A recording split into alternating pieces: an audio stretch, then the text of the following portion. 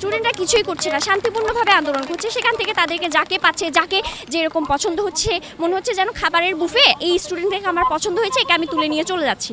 এই যে একটা স্বপ্নকে ভেঙে দেওয়া হলো, একটা পরিবারকে ভেঙে দেওয়া হলো একটা গুলির মাধ্যমে, কেন কেন আমার ছাত্ররা গুলিবিদ্ধ হতে হলো? কেন আমার ছাত্রদেরকে জেলে যেতে হচ্ছে? আমার ফ্যামিলি জানে না যে আমি আজকে এখানে এসেছি, কারণ তারা ভয় আছে যে আমি এখানে আসলে হয়তো বা তার ছেলে মেয়ে থাকবে না। এই যে থাকবে না, যে ভয়টার জন্য যেই লড়াই, সে লড়াইয়ের সাথে থাকতে এসেছে।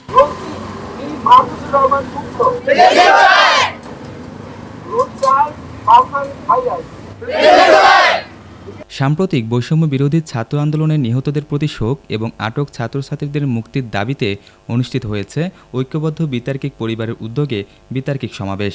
সকালে নগরীর শিল্পকলা একাডেমির সামনের সড়কে এই সমাবেশে চট্টগ্রাম বিভিন্ন স্কুল, কলেজ ও বিশ্ববিদ্যালয়ের বিতর্ক সংগঠন অংশগ্রহণ করেন।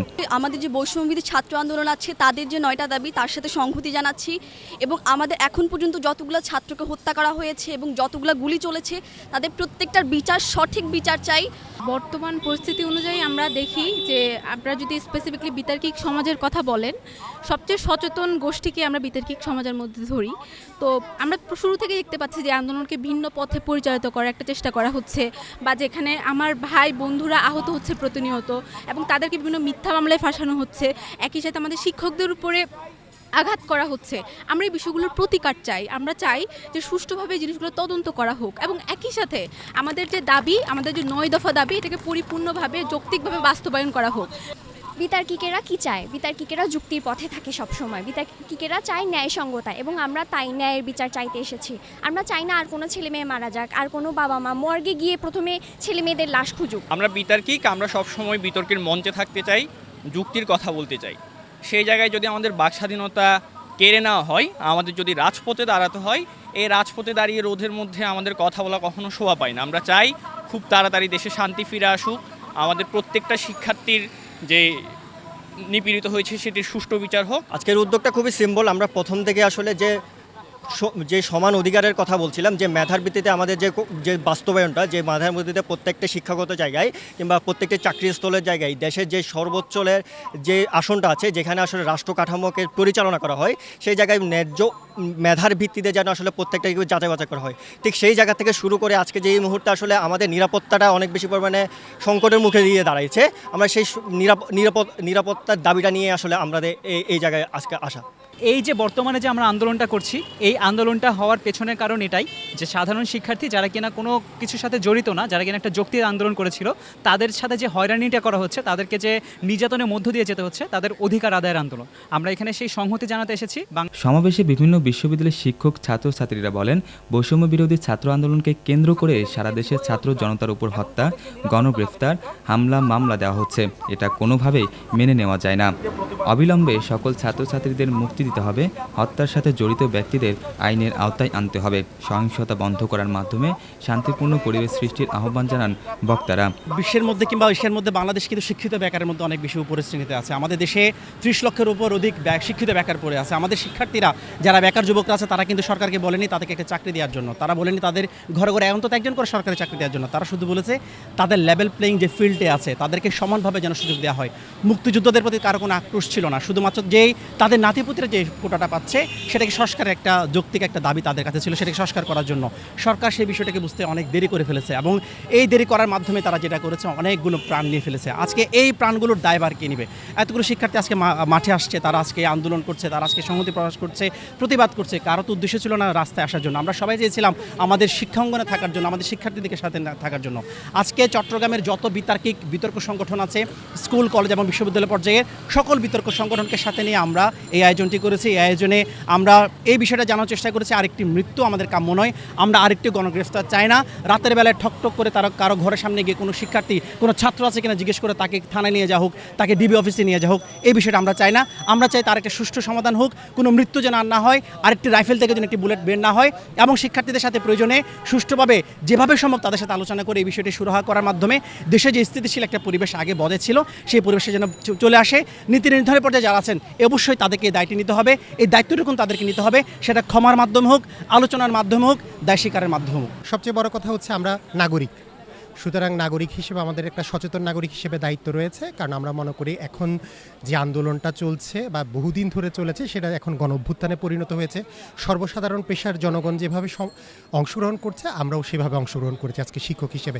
শুধুমাত্র আমাদের একটাই দাবি, সেটা হচ্ছে এখন দেখেন এইচএসসি পরীক্ষার মতো একটা গুরুত্বপূর্ণ পরীক্ষার সামনে, সেখানে যারা এই আন্দোলনে জড়িত ছিল বলে গ্রেফতার করা হয়েছে এইচএসসি পরীক্ষার্থী, তাদেরকে অবশ্যই আমাদের মনে হয় এখন জামিন দেওয়া উচিত এবং তাদের নামে মামলা মওকুফ করা উচিত এবং বিভিন্ন জায়গায় যেভাবে করে গণগ্রেফতার হয়েছে সেটা বন্ধ করা উচিত এবং ছাত্রদের উপর কোনো মরণাস্ত্র অবশ্যই ব্যবহার করা যাবে না। বর্তমান সময়ে এটি একটি যৌক্তিক এবং সুস্থ আন্দোলন ছিল, কিন্তু এই আন্দোলন ঘিরে আমরা কখনো তরুণ সমাজ চাইনি রক্তাক্ত হোক, রাজপথ হোক রক্তে রঞ্জিত। আমাদের শিক্ষার্থীদের, আমাদের তরুণ প্রজন্মের আমরা এর সুষ্ঠু এবং নিরপেক্ষ তদন্তের মাধ্যমে এই খুনের পিছনে, এই হত্যার পিছনে যে দলেরই হোক না কেন, যেই থাকুক না কেন, আমরা তাদের কঠোর শাস্তির আওতায় আনতে হবে এবং শিক্ষার্থীদের সব দাবিগুলো মানতে হবে। আমাদের কোনো বলার স্বাধীনতা নেই, আমাদের চলার স্বাধীনতা নেই, আমাদের আন্দোলন করার স্বাধীনতা নেই। আমরা স্বাধীনতার জন্য আসছি, আর কোনো মায়ের বুক, আর কোনো বোনের বুক, আর কোনো ভাইয়ের বুক যাতে খালি না হয়, সেই আন্দোলনের সাথে থাকার জন্য আমরা এখানে এসেছি। আমাদের একটাই দাবি যে আমাদের স্বাধীনতা দরকার।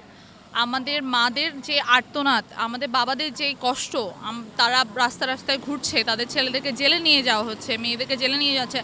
আপনার আমার স্বাধীনতা নেই। আমি আজকে এখানে দাঁড়িয়ে আছি, আমি বাসায় যেতে পারবো কিনা সেই স্বাধীনতা আমার নেই। আমি জানি না, আমার ফ্যামিলি জানে না যে আমি আজকে এখানে এসেছি, কারণ তারা ভয় আছে যে আমি এখানে আসলে হয়তো বা তার ছেলে মেয়ে থাকবে না। এই যে থাকবে না, যে ভয়টার জন্য যেই লড়াই, সে লড়াইয়ের সাথে থাকতে এসেছে।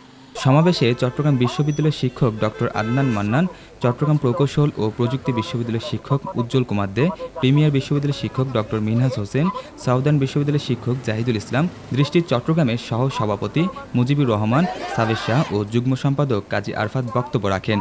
প্রাক্তন বিতার্কিকদের মধ্যে ছিলেন জাহিদুল ইসলাম, হাসিফ খান, মেহেদি নিকাশ, সুমাইয়া ইসলাম, মুন্না মজুমদার, রিদওয়ান আলম, তানভীর আল জাবের সহ প্রায় শতাধিক প্রাক্তন বিতার্কিক। আমি হৃদয়ের কথা বলতে এসেছি, হৃদয়ের মতো অসংখ্য তরুণের কথা বলতে এসেছি। হৃদয় আমাদের চট্টগ্রাম বিশ্ববিদ্যালয়ের ইতিহাস বিভাগের ছাত্র। হৃদয় মাত্র কয়েকদিন আগে মৃত্যুবরণ করলো। হৃদয় গুলিবিদ্ধ হয়ে এতটাই আহত হয়েছিল, তাকে চট্টগ্রাম থেকে ঢাকায় স্থানান্তর করতে হয়েছিল। হৃদয় ছিল একজন কাঠমিস্ত্রির ছেলে, তার মা ছিল একজন গৃহকর্মী। একজন হৃদয় যখন চলে যায়, এবং সে ছিল তার পরিবারের প্রথম বিশ্ববিদ্যালয় পড়ুয়া কোনো সন্তান। একজন হৃদয় যখন চলে যায়, একটা পরিবারের স্বপ্ন ভেঙে যায়। একজন হৃদয়কে তৈরি করতে তিলে তিলে 20-22 বছর সময় লেগেছে একটা পরিবারের। আমাদের প্রশ্ন হচ্ছে, বাংলাদেশের সকল শিক্ষকদের প্রশ্ন হচ্ছে, কেন আমাদের অনেক ছাত্র আছে যারা নিরীহ, তাদের এক একজনের বিরুদ্ধে অনেকগুলো মামলা হচ্ছে, কেন তাদের বিরুদ্ধে মামলা দেওয়া হচ্ছে? এই বাংলাদেশটা তো ছাত্রদেরও দেশ, এই বাংলাদেশটা তো তারুণ্যের দেশ। এই বাংলাদেশের প্রত্যেকটা অর্জনের পেছনে তরুণদের বিশাল ভূমিকা আছে। আমরা চাই আমাদের ছাত্রদের বিরুদ্ধে আর একটা মামলাও না হোক, আমাদের ছাত্রদেরকে আর একটা গুলিও ছোড়া না হোক। আমরা চাই আমাদের যে ছাত্রগুলো আজ শহীদ হয়েছে, তাদের প্রত্যেকের হত্যার বিচার হোক, প্রত্যেকের হত্যাকারীকে খুঁজে বের করতে হবে। ঐক্যবদ্ধ বিতার্কিক পরিবারের উদ্যোগে বিতার্কিক সমাবেশে অংশগ্রহণ করেন স্কুল, কলেজ, বিশ্ববিদ্যালয় ভিত্তিক বিভিন্ন বিতর্ক সংগঠন। শিক্ষার্থীদের পাশে আছে রাহাত হাসান, বিশেষ প্রতিবেদন, চিটাগং লাইভ। ন্যায্য অধিকার এবং এই বিচারের, এই যে বিচার বহির্ভূত হত্যাকাণ্ড বা যত ধরনের অপরাধ করা হয়েছে, সকল কিছুর বিরুদ্ধে আমাদের পদক্ষেপ না দেখব। প্রত্যেকটা বিতার্কিক, প্রত্যেকটা সংগঠন আমরা সাথে আছি এবং আমরা সম্পূর্ণ আমাদের জায়গা থেকে সম্মতি জানাচ্ছি এবং আমরা তাদের সাথে থাকার জন্য সংহতি জানাচ্ছি।